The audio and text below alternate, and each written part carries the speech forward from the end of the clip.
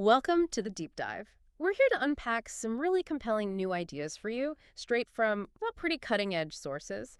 Today, I want you to think about something kind of radical. It could really flip our whole understanding of learning on its head.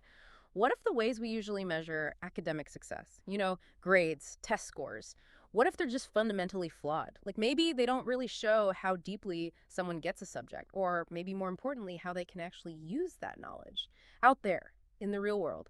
So our mission today is basically to give you a shortcut to understanding this bold neuroscience-based alternative to traditional education.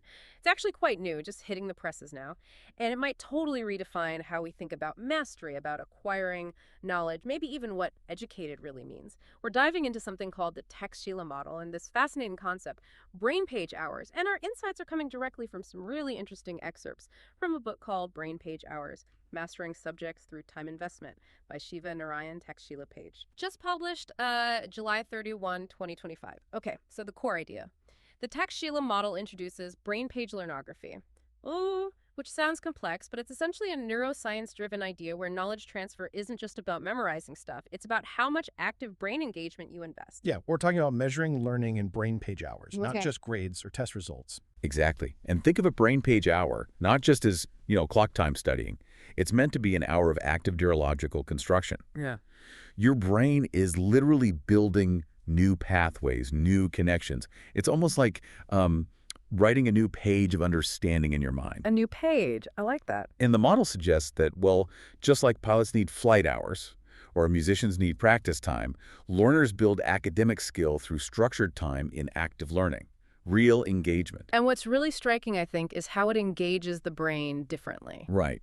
Unlike a lot of traditional methods, which often lean heavily on just listening or memorizing facts, this brain page learnography actively pulls in the motor and spatial circuits of the brain. Motor and spatial, so not just the thinking part. Precisely. It turns learning into something more like mental rehearsal, developing procedures, almost like muscle memory, but for knowledge. Yeah. Neural automation. It's really about moving beyond just knowing something on paper to being able to do something with it. It embeds much deeper. Okay, so there's a whole blueprint behind this.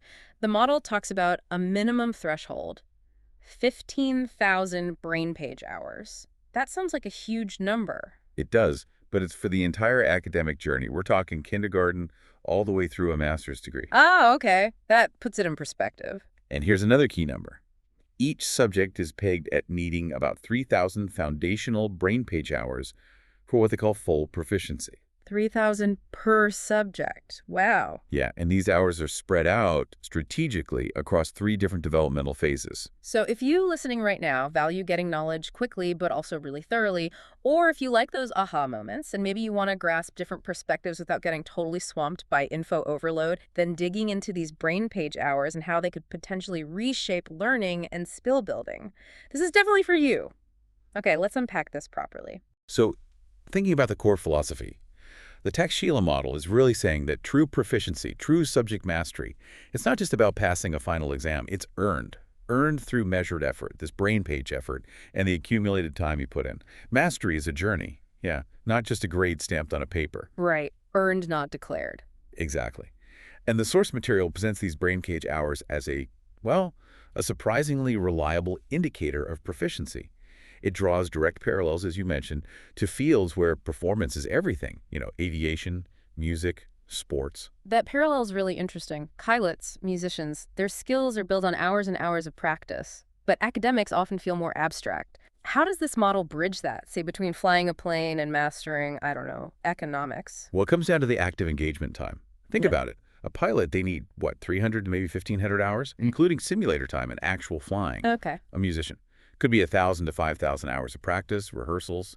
An athlete might rack up 2,000 to even 10,000 hours in drills analyzing performance. Huge commitments. Right. And the Taxshila learner is framed similarly, aiming for 1,000 to 3,000 hours per subject through specific activities. Things like module building, solving tasks, knowledge transfer exercises. The key insight here is that deep, usable knowledge isn't just passively absorbed. It's built through consistent, purposeful practice, just like any other complex skill. That makes a lot of sense. It grounds it in how expertise is actually developed. Which brings us back to that big number, the 15,000-hour blueprint. How does that break down across someone's education? Okay, so that 15,000 hours, the whole K to Master journey, is split into 3 main phases. Each phase gets roughly 5,000 hours of brain page time. 3 phases, 5,000 hours each. Yeah. That's about it. First is pre-Taxshila. That covers, say, class 1 to 5.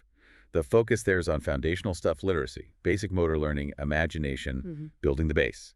Then comes Taxshila Core. Think class 9 to 12. This is where you really strengthen subject understanding, work on critical reasoning, tackle more complex problems. Okay, the core academic years. Exactly. And finally, post-Taxshila.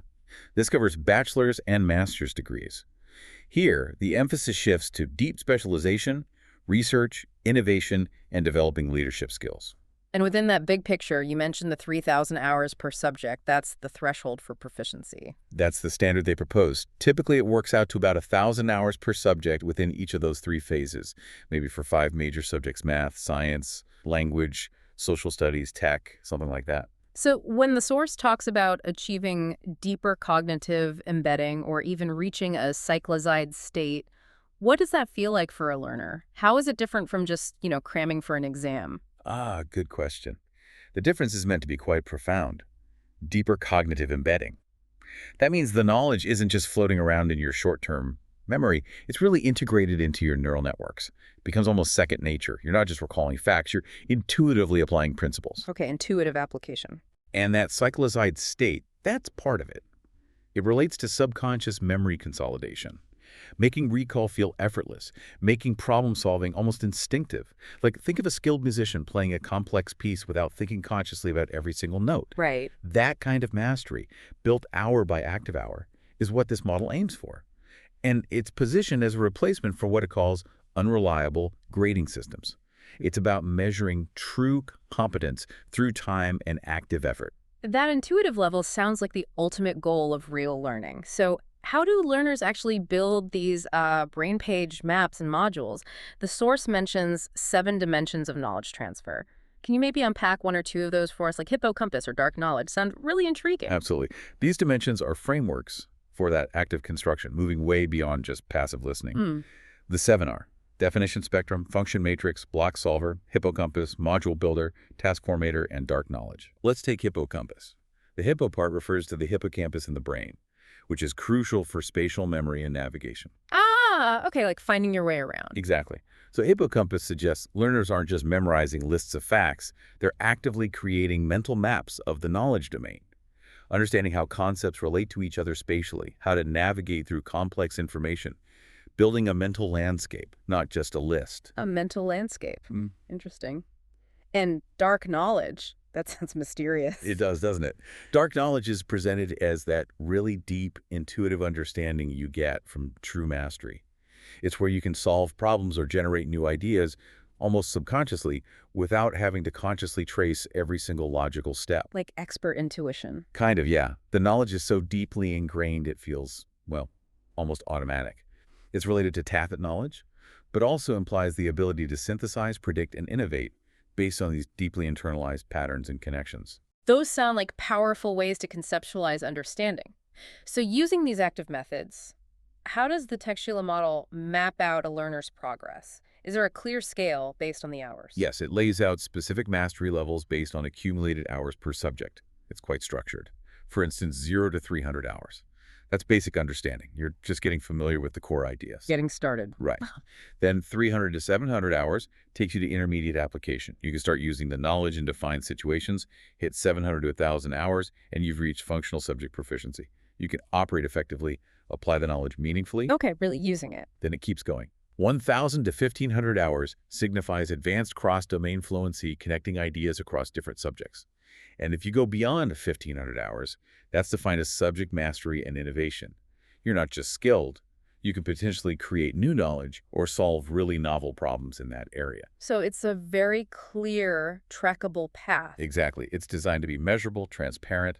It encourages self-direction and accountability from the learner. It sounds measurable, which is great, but what does it actually look like day to day?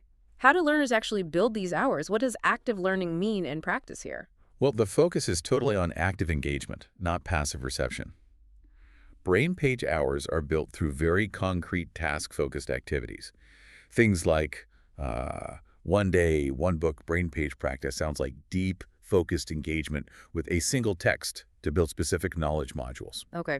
There were miniature school rehearsals, maybe scenario-based practice, and task formator challenges, which seem designed to push learners to apply knowledge in new ways. Challenging application. Right. And visual learnography using diagrams, mind maps that taps into those spatial circuits we mentioned earlier.